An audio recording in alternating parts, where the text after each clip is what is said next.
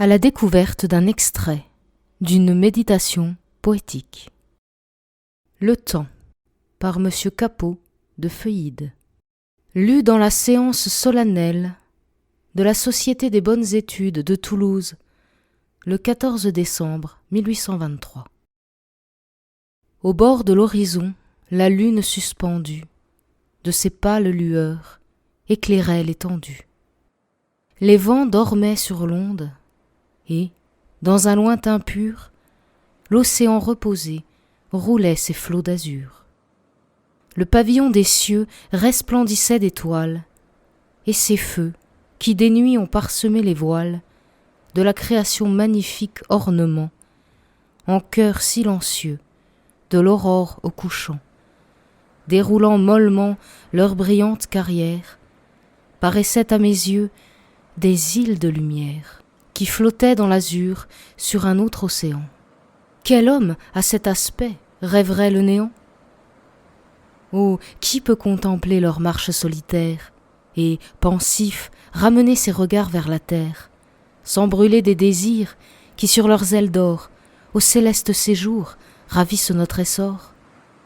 Seul au penchant des monts qui dominent les ondes, je méditais les lois par qui marchent les mondes.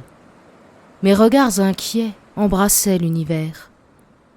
Pleurant sur nos ennuis, sur nos affreux revers, j'osais, de l'homme à Dieu franchissant la distance, demander au Très-Haut pourquoi dans l'existence sans cesse la douleur s'enchaîne à la douleur. Si jamais le soleil n'éclaire un jour meilleur, si la mort pour toujours a conquis la nature. Mais dans l'air tout à coup s'élève un lent murmure. C'est la voix de l'airain, dont les longs tintements semblent sous le marteau compter les pas du temps. J'écoute. Mais hélas, la cloche funéraire annonçait aux mortels qu'un malheureux, un frère, exilé comme nous sur la terre des pleurs, déposait au tombeau le fardeau des douleurs. À ces sons prolongés, on eût dit un génie, dont la voix commençait la céleste harmonie, les hymnes inconnus et le chant solennel qui précèdent une âme au pied de l'Éternel. Mais de l'airain encore l'accent mélancolique retentit à mon cœur comme un cri prophétique. Dans la nuit du passé, je cherche l'avenir. L'avenir, c'est la mort. Tout naît, tout doit mourir.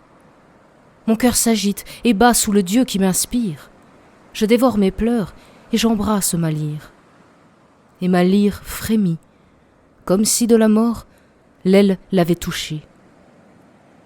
Abordons tous au port, nos tonniers dispersés, avant que les orages nous portent à jamais loin des heureux rivages, où la religion allume ses flambeaux, placés pour nous guider au sentier des tombeaux. Mais d'un rêve menteur caressant la chimère, hélas, trompé toujours, l'homme toujours espère. Cependant, ô mortel, le temps échappe et fuit. Et tu dis dans ton cœur, quand la mort te poursuit, de l'aurore à la nuit, de la nuit à l'aurore, renvoyons le réveil. Qu'importe, un jour encore. Qu'importe ? Ignores-tu ce que tu vaux un instant ? Va, cours le demander à cet homme expirant, sur ce lit de douleur où son ami le pleure. Entends comme il demande une heure. Encore une heure. Comme il voudrait alors qu'ils fussent rendus, ces rapides instants dans le passé perdu, et dont il reste à peine une image tracée, sans éclat, sans couleur, comme une ombre effacée, perdue pour le bonheur, perdue pour la vertu. Il les réclame en vain. Par le temps abattu, jetant avec effroi ses regards en arrière, ainsi l'homme gémit au bout de sa carrière. Si le trépas, du moins, dans son vol destructeur, n'atteignait ici-bas que l'âge ou le malheur, mais il frappe au hasard, la force et la faiblesse, la joie et la douleur, l'enfance et la vieillesse, périssent confondus. Sortons de notre erreur, détachons nos désirs de ce monde trompeur, où du bonheur jamais ne doit naître l'aurore. Ces amours, ces plaisirs meurent avant d'éclore. Ces plus longues ardeurs durent à peine un jour, ces honneurs si vantés s'éclipsent sans retour. Grâce, beauté, jeunesse, éphémère assemblage, idole des mortels, déjà la main de l'âge sur vous passe rapide, avec ses doigts glacés, et moi je cherche en vain vos attraits effacés. J'aperçois d'autres fleurs, comme vous, fraîches, belles, qui tombent à leur tour devant des fleurs nouvelles. Je vois pâlir ce front où siégeait la candeur, et ces traits qu'animait une aimable pudeur, s'éteindre ces regards, éloquents interprètes, où se peignit le cœur et ses flammes muettes, et mourir la pensée et ce divin essor qui soumettait le monde à son brûlant transport. L'espoir même a quitté cette âme indifférente, rappelant ses longs jours, ainsi qu'une ombre errante. À ses amours succède un éternel oubli, sous les rides le temps a tout enseveli. Empire, gloire, honneur, peuple, pouvoir suprême, le temps emporte tout, les autels, les dieux même. Des prêtres ne vont plus interroger le flanc des animaux tombés sous le couteau sanglant, ou dans le panthéon encenser une idole. L'aigle ne plane plus au haut du Capitole. Thèbes, Lacédémone, Athènes, Marathon, que reste-t-il de vous? Hélas, à peine un nom. Des pierres, des tombeaux, sous des ronces stériles, et l'ombre des 300 au roc des Thermopyles. Athènes, montre-moi ton brillant Parthénon. Où est donc la tribune, à la voix de Zénon? Tes fils vont-ils bientôt s'assembler au portique?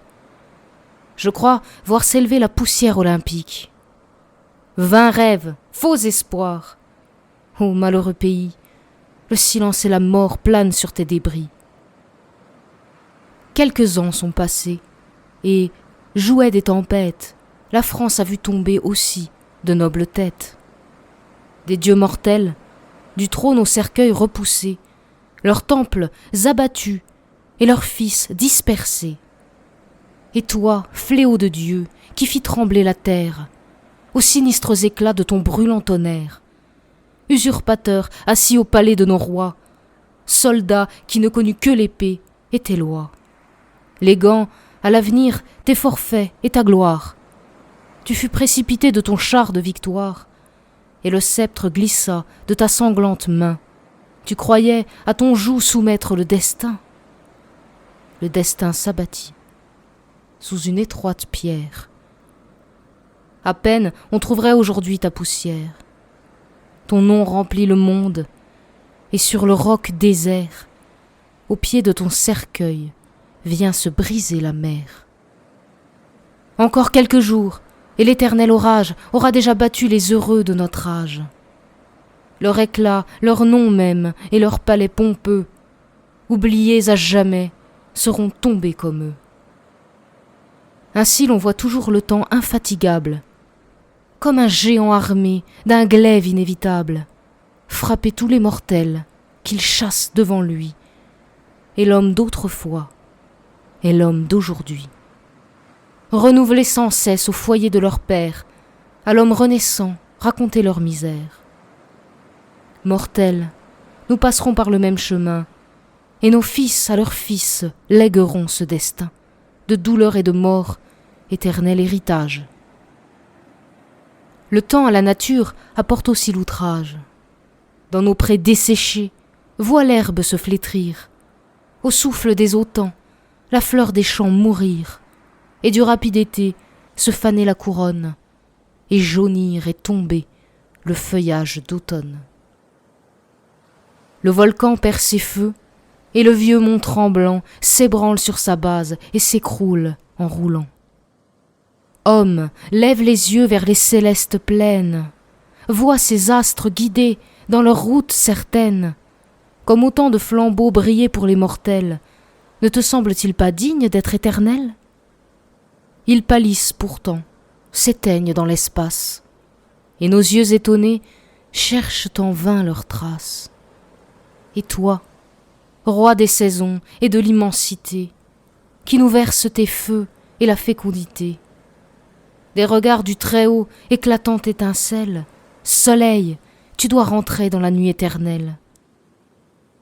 Dans ce triste univers, abîmé sans retour, le matin reviendra sans ramener le jour. Et l'océan fougueux, qui par tant de tempêtes, a puni des mortels l'audace et les conquêtes, avec les éléments perdus dans le chaos, ne soulèvera plus le courroux de ses flots.